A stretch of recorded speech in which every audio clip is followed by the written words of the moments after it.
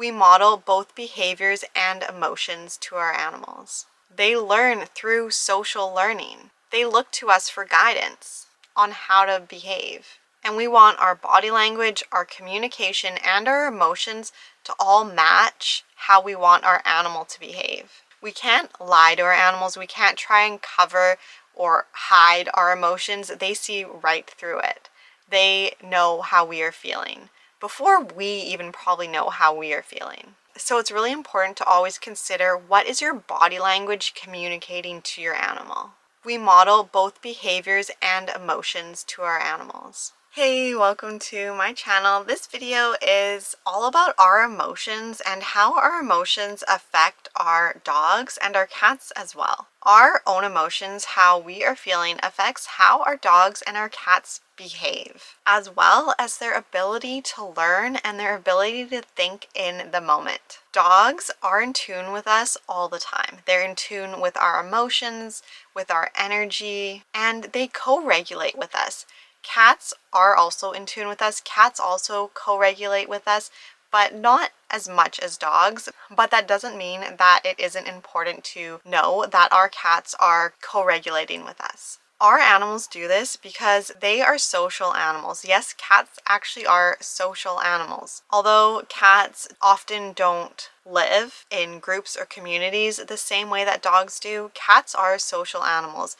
They learn from each other, and they form hierarchies, and they co-regulate with each other. Animals co-regulate because it brings a feeling of safety, a sense of belonging, which in social animals, sense of belonging is very important. Feeling valuable and part of the group is important. Dogs look to us for cues on how to react, so they tune into our emotions and they see how we are feeling to know how to react.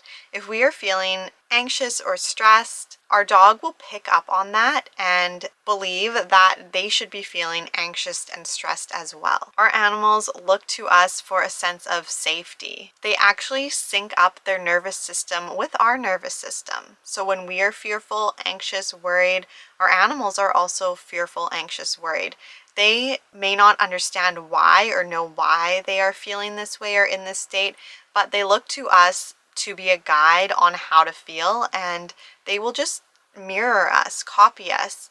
They check in with us to see if there is a risk, if there is danger, and if they pick up in us that something is off, that we don't feel safe, that we are anxious or worried or angry or frustrated, overwhelmed, whatever emotion it is that we are feeling, they will decide from that something isn't safe, that something's off, and they will be on alert. So they really look to our emotions. They are affected by our emotions. And they look to our emotions as a guide on how they should behave. They check to see if we are picking up or perceiving a risk, and if they feel that we think there is a risk because our emotions are alerting danger or something's wrong, they will enter a state of fight or flight. This is why it is so important that we regulate our emotions, that we remain calm and present, aware of our own emotions, especially in challenging situations. Maybe if we get anxious or worried when we're walking our dog, that our dog's going to bark or be aggressive with another dog, they are tuning in with us, seeing that we're anxious or worried, and then they are acting aggressive on the cue from our emotions. So in a way, we are causing them to act this way. But it goes both ways. Our animals, their emotions also affect our emotions. They can help us calm down, and they can help us connect to the present. They can help us reduce stress and anxiety. I think as dog and cat owners, we know that our animals provide a sense of calmness and safety and relaxation. Since our emotions are so intertwined and affected by each other subconsciously in a way that we don't even really know how, or can be really hard to maintain, be aware of, and change in stressful or challenging situations, it's important that when we can, we create more experiences that are full of trust and love and joy and fun, where our animal feels safe, calm, and happy, So we need to think about what activities we do with our animal where we feel safe, calm, and happy, and know that our animal is feeling that as well.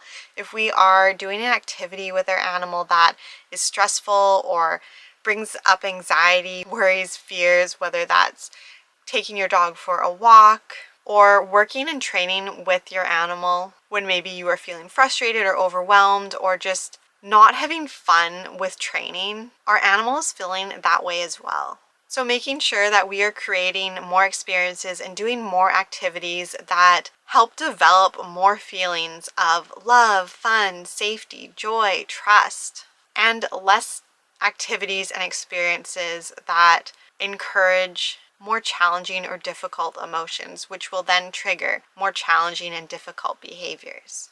We need to make sure our body language and the emotions that we are expressing match. We can't lie to our animals. We can't try and cover or hide our emotions. They see right through it.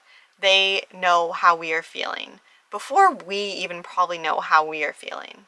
Dogs, more than cats, really respond to our body language, to our posture, to our eyes, to where we are holding our hands. So it's really important to always consider, what is your body language communicating to your animal?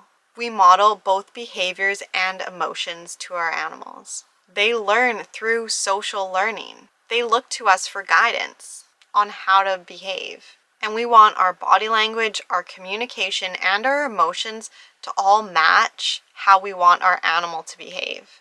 We need to be congruent in the message that we are communicating with our animals, especially during training and trying to work with animals.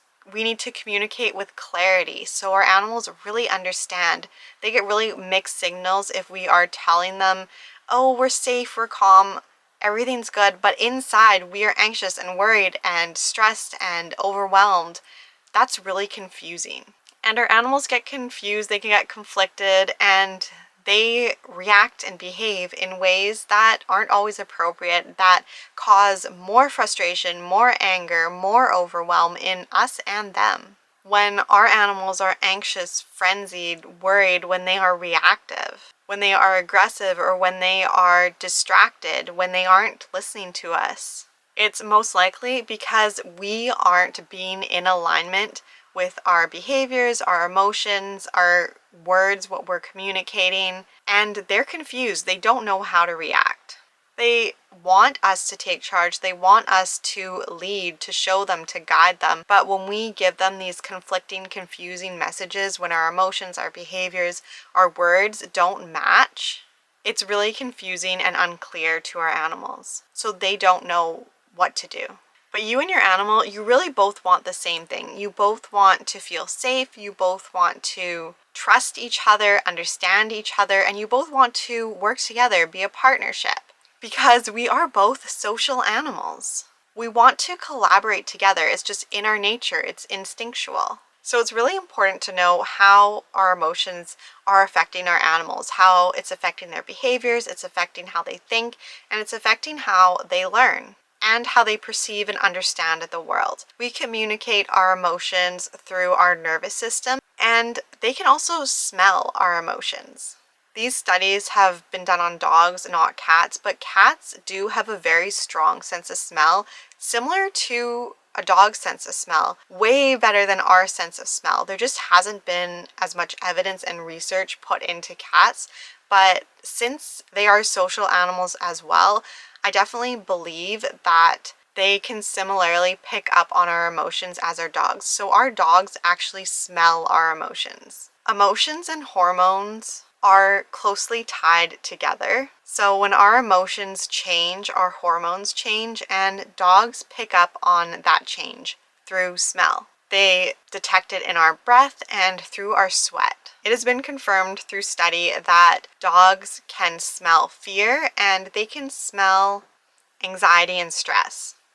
Studies have also shown that when a dog does smell fear, they mirror that fear.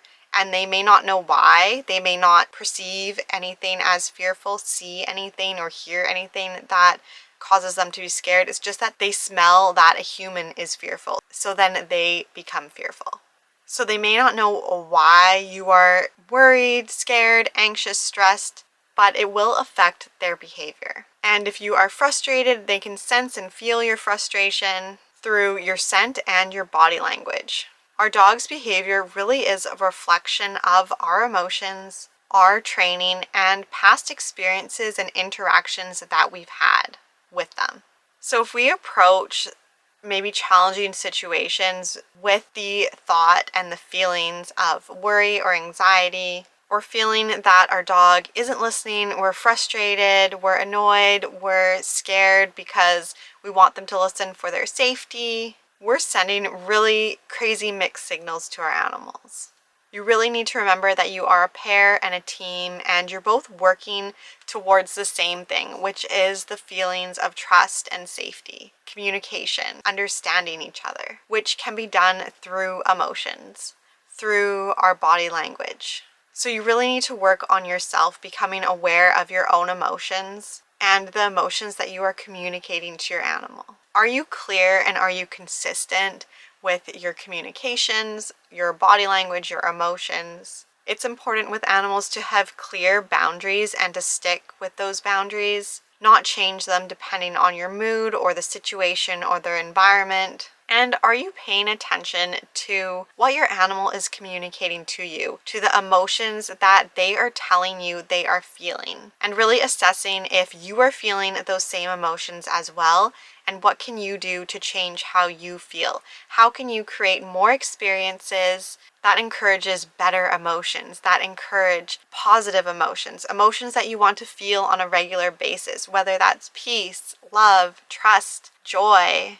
excitement, fun, whatever it is that you want to experience with your animal. Know that in a way it starts with how you are feeling and if you are feeling those emotions first. I hope this video was helpful and you had some insight into maybe how you are influencing your animal's behaviors and how you can work with your animal in a way that helps them understand what you want or need from them, helps you effectively communicate to them, and to grow your bond together.